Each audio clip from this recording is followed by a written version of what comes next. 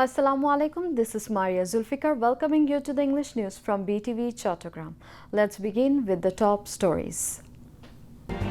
Survival with honor and dignity lacking professionalism, unity, punctuality and chain of command difficult, comments Prime Minister Tariq Rahman.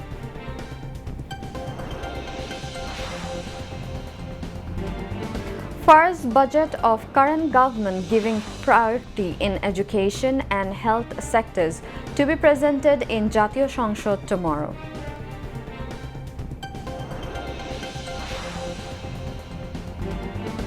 Youth should move forward developing talent and healthy competitive mentality to solve country's problems, says Dr. Zubaida Rahman.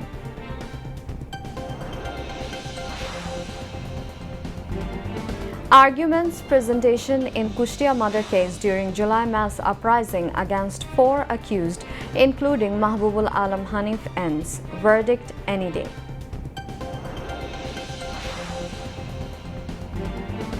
Iran attacks U.S. Fifth Fleet in Bahrain and airbase in Jordan in response to U.S. attack.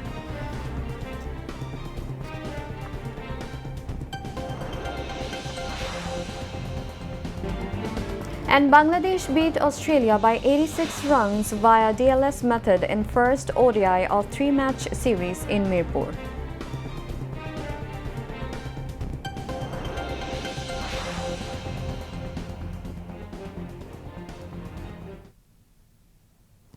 Viewers, those were the top stories. Now moving on to the details. Warning against past attempts to tarnish their image at home and abroad, Prime Minister Tariq Rahman urged armed forces members to uphold professionalism, unity, discipline and chain of command to preserve the force's honor and dignity. He said this at a program marking the International Day of United Nations Peacekeepers at Shenakunjo in Dhaka Cantonment this morning. The Prime Minister said the government is working to gradually modernize the armed forces and police for UN peacekeeping missions and international duties. He said the military is a symbol of the country's independence, honor and courage. So it is the duty of the armed forces to ensure that this honor is never diminished in any way, Tariq Rahman said. He said instead of merely reflecting on the past, a scope has now been created for the state to establish itself with dignity and full integrity by learning from past experiences in a fascism-free Bangladesh. The Prime Minister reaffirmed Bangladesh's strong commitment to peace, global stability and humanity on the international stage. He said Bangladesh firmly believes in the principles of independence, sovereignty and mutual respect among nations. এই দিনে আমি সারা বিশ্বের সেই সব সাহসী শান্তিরক্ষীদের গভীর শ্রদ্ধার সঙ্গে স্মরণ করছি, যারা বিশ্ব শান্তি প্রতিষ্ঠার মহান দায়িত্ব পালন করতে গিয়ে আত্মত্যাগ করেছেন। জাতিসংঘ শান্তিরক্ষা বাহিনীর সদস্য হিসাবে দায়িত্ব পালন করতে গিয়ে 1988 সাল থেকে এ পর্যন্ত বাংলাদেশের 175 জন শান্তিরক্ষী শহীদ হয়েছেন, আহত হয়েছেন অনেকে। আমি আল্লাহর দরবারে তাদের মাগফিরাত কামনা করছি। হতাহতদের শোক সন্তপ্ত পরিবারের প্রতি জানাই গভীর সহানুভূতি এবং সমবেদনা।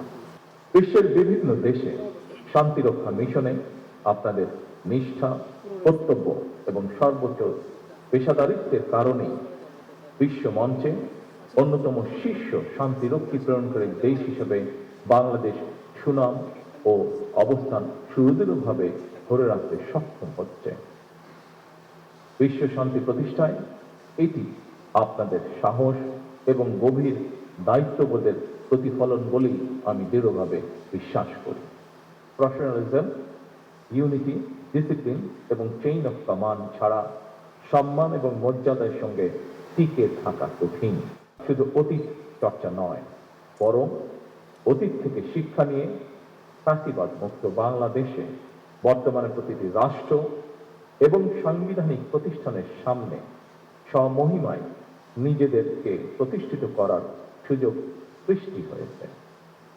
যারা সশস্ত্র বাহিনীর দায়িত্ব পালন করছেন অথবা সরকারি কিংবা জনপ্রশাসনে বিভিন্ন জায়গায় দায়িত্ব পালন করছেন, আমরা সবাই বাংলাদেশের নাগরিক।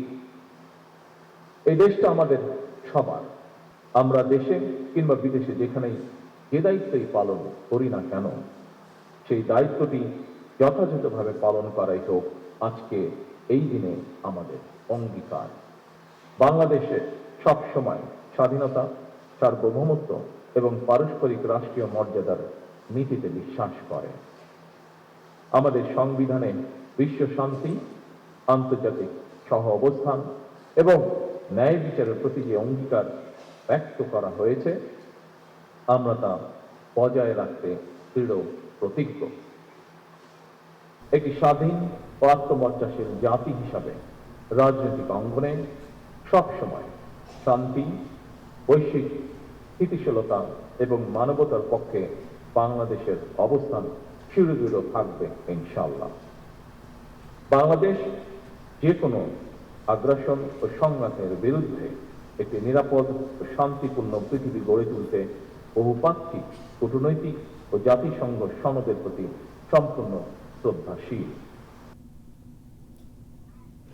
UN Resident Coordinator in Bangladesh Carol Flores Merigzniak, Chief of Army Staff General Waqaruzzaman, Prime Minister's Defense Advisor Brigadier General Raater A.K.M. Shamsul Islam, and State Minister for Foreign Affairs Shongbad Islam spoke at the program. Earlier, the Prime Minister handed over special honors to the wives of 6 Bangladeshi soldiers who embraced martyrdom in Sudan in 2025. He also handed over honors to the members of the armed forces who were injured in peacekeeping missions. Later, Prime Minister Tariq Rahman virtually exchanged greetings with Bangladeshi peacekeepers deployed in different missions abroad. The national budget for the 2026-27 fiscal year is set to be presented in the National Parliament tomorrow. Finance Minister Amir Khosru Mahmood Chaudhry is expected to place a budget of approximately 9,50,000 crore taka. This will be the first budget of the BNP government led by Prime Minister Tariq Rahman. Giving priority to development and human resources, the proposed national budget places significant emphasis on the education and health sectors. The budget is expected to propose increased allocations for improving the quality of these two sectors and expanding services at the grassroots level. The proposed budget includes an allocation of 35,530 crore taka for the health sector, which is more than double the allocation of the current fiscal year.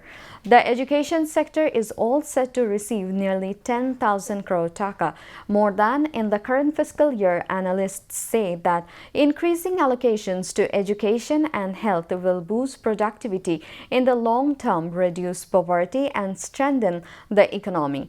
Analysts also say that proper monitoring and effective implementation are more important than merely increasing allocations in the national budget. They warn that the desired benefits will not be achieved unless transparency in project implementation, prevention of corruption, and proper oversight are ensured. The use of domestic technology has brought major changes to tax services.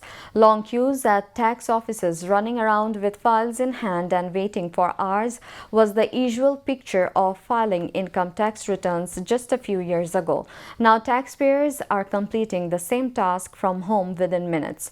By submitting returns online through mobile phones or laptops, they are instantly receiving tax certificates and acknowledgement receipts.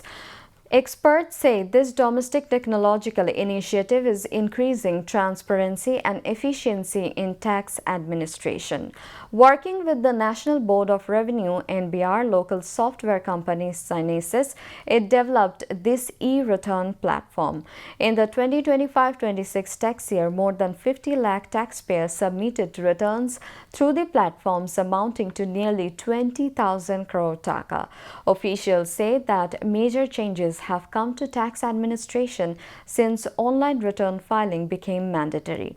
The European Union has provided technical assistance in this process. The NBR also says that tax services will be made more modern and automated in the future through the introduction of mobile apps, corporate return filing, digital audits, and various other services. Dr. Zubaida Rahman urged youths to move forward with a competitive mindset by making proper use of their talents to help solve the country's existing problems. She made the call today while inaugurating a month-long tree plantation program and the Future Scientist Search Science Fair at the Dhaka University, organized marking the 40th martyrdom anniversary of late Shahid President Ziaur Rahman. Zubaida Rahman said the tree plantation program should be used as an effective tool for economic prosperity and a green revolution, highlighting the importance of both scientific research and environmental protection. She said teachers and students can play a significant role in safeguarding the environment and addressing various national challenges. She also stressed that tree plantation should not remain a routine activity but be transformed into a green revolution that promotes economic, social, and intergenerational development through public participation. Ziaur Rahman Foundation Acting Executive Director Professor Dr. Murshid Hassan Khan chaired the function. Former Dhaka University Vice Chancellor Professor Dr. A.F.M. Yusuf Haidar and current Vice Chancellor Professor Dr. A.B.M. Obaidul Islam also spoke at the event.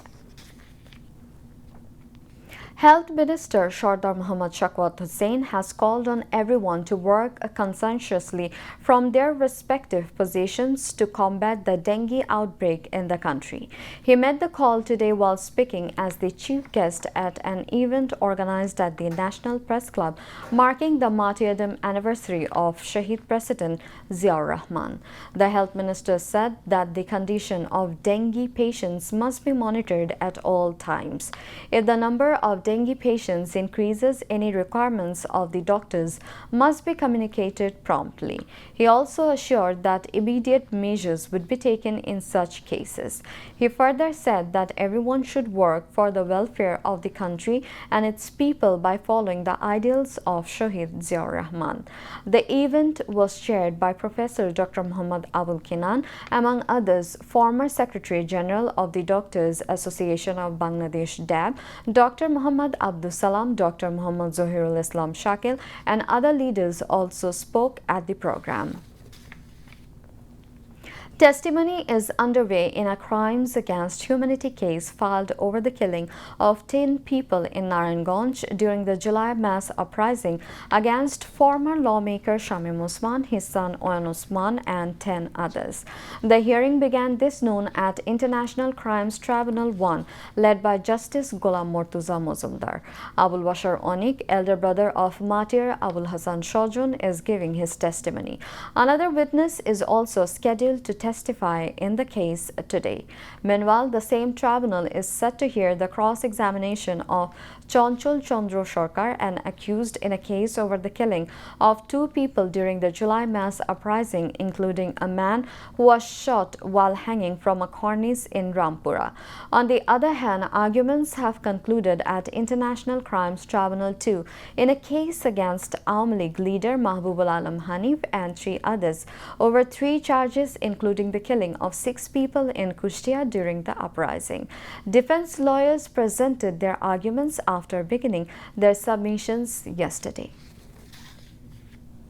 Now, international news.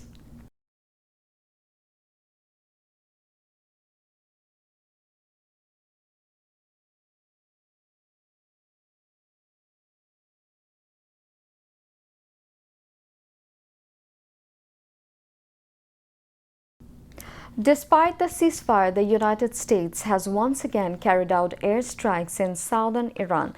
The U.S. Central Command states that the attack was conducted in retaliation for the downing of a U.S. military helicopter in the Strait of Hormuz on Monday. According to Central Command, the strikes targeted air defense and radar systems in southern Iran. Various Iranian media outlets reported that the U.S. operation has ended and that the situation remains calm. The media reports said that Bandar Abbas, Qasem Island, Sirik, Jasik, and Kuhe Mubarak were targeted in the attacks. Earlier, President Donald Trump had warned that the response to the helicopter shoot-down would be very harsh and powerful. However, Iran's deputy foreign minister stated that the U.S. Apache helicopter that crashed in the Strait of Hormuz on Monday was not intentionally targeted. He said Iran was not behind the attack. Rather, the incident may have occurred unintentionally due to the tense situation in the region. Meanwhile, Iranian Foreign Minister Abbas Araghchi said that the United States has decided to test Iran's resolve, but Iran's armed forces will not leave any attack or threat unanswered. He also urged the United States to leave the region if it wants to remain safe. Ignoring the ceasefire agreement, Israeli forces have continued carrying out airstrikes in various regions of Lebanon. Over the past 24 hours, these attacks have killed 14 people and injured 44 others. Lebanon's national news agency reported that 11 people were killed in Al-Masakin near the city of Tyre. Another 35 people, including children, were injured. In a separate attack in Elbus, 3 people were killed and 9 others were injured. At least 30 people have been killed so far in clashes between security forces and protesters during a demonstration in Rawalakot in Pakistan-administered Kashmir. According to various media reports, more than 200 people have been injured in the incident. Local authorities said that the dead include police officers, protesters, and ordinary passerby. Amid rising tensions ahead of the general elections scheduled for July 27, the Joint Army Action Committee, a local civil rights organization, had called for a region-wide strike. Before the strike could begin, the authorities suspended mobile internet services and imposed strict restrictions in several areas in an effort to bring the situation under control. According to local sources, the administration recently declared the Joint Army Action Committee banned under a controversial anti-terrorism law. Protests then began spreading to various locations across the region. Now, sports news.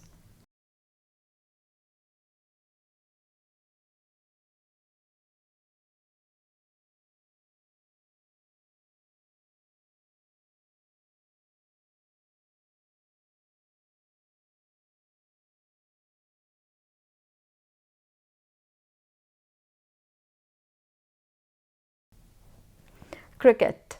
Bangladesh leads Australia 1-0 in the 3-match ODI series by securing a historic 86-run victory via the DLS method in the series opener at the Shere Bangla National Stadium in Mirpur.